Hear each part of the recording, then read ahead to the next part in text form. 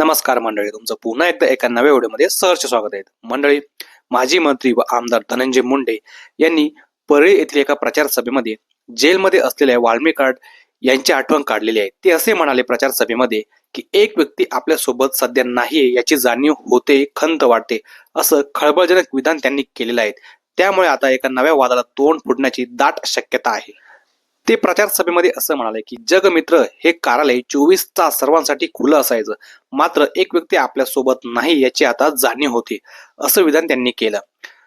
संतोष देशमुख हत्या प्रकरणातील सर्वात मुख्य आरोपी म्हणजे हा वाल्मी कार्ड. सध्या तो जेलमध्ये आहे आणि त्याच्याबद्दल ही आठवण काढल्यामुळे आता सर्वांकडून टीकेची जोड धनंजय मुंडे यांच्यावरती होताना दिसत आहे.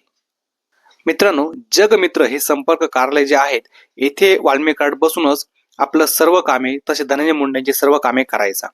धनंजय मुंडेंच्या प्रचार सभा जेथे जेथे होणार आहेत त्या सर्व सभांची वेळापत्रक सुद्धा तो इथूनच तयार करायचा. त्यामुळे त्याचं नाव तिथे त्यांनी घेतलं. मात्र आदरणीय मनोज जरांगे पाटील यांनी देखील धनंजय मुंडे यांच्यावरती चांगलाच प्रहार केला.